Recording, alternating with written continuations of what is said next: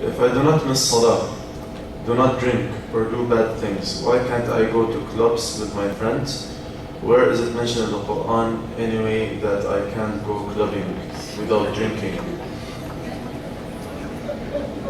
What are you going to do at the club? Mop the floor?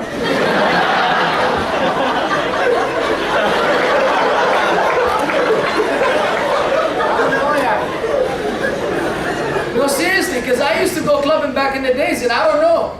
When you're in a club, what in the world would you be doing in a club?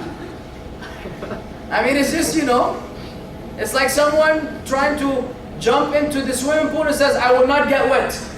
Don't ask me how. I just got skills like that. It's impossible. So once you're in that environment, and I mean, a club is a club. Unless they have like the History Channel on, or Animal Planet, and you're all watching a documentary, then we can no longer call it a club. But in the club, people be wilding out. Getting drunk and getting high and doing this and doing that and getting to know the ladies and the ladies getting to know the men. I mean, come on, you know what's up. So it's just, it's not doable. It's just not doable. You just, you're deceiving yourself by thinking you can go to a club and avoid certain prohibitions, because that whole environment in and of itself is in a place that is good or bad. That's just really the final judgment.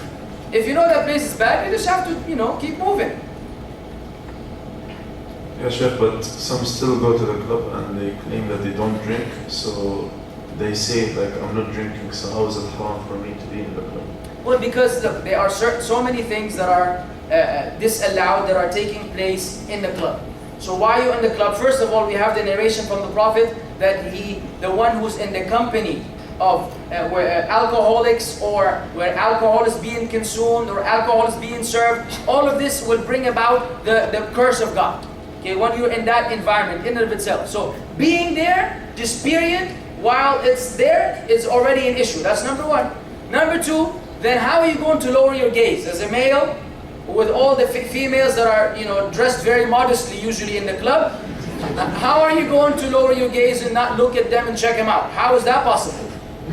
And how are you going to avoid hearing certain things and so on and so forth? How are you going to avoid, it's impossible to avoid the prohibitions while in the club, because the club is a place of prohibitions.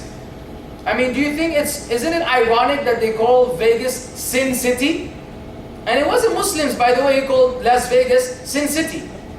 The non-Muslims called it Sin City because that's where sins happen. Because these people understand deep within gambling and all this is a form of sin. Putting all of the savings of your life at stake so that you and your family become bums afterwards, so you can have some fun in Vegas, is a sin ultimately. Because you're jeopardizing, your life and the life of others. And the same happens with drinking. I mean, you may enjoy that beer or that vodka or that tequila or whatever, but then as soon as you go out in the street and now you have to drive or you have to ride your bike back home, I mean, you're really, really risking your life and even worse, the life of others. How could that be any good for anyone? So this is the environment of the club. You cannot expect any goodness to come from there. So you are not allowed as a Muslim to go there. End of story. Come play basketball, ya ammi. We've been begging y'all for the last 7 days. Let's go play sports. If you really want to, enjoy yourself, we have so many lawful alternatives. But because not good players are not showing up, we're having to play with losers. Dude will be dribbling for 25 minutes, then he makes it under the basket and shoots it outside. We were looking for the good players, no one showed up. Because maybe they were clubbing. So, you have other things you can do that are fun. We had a lot of fun. Right? 5-0. At least I had fun.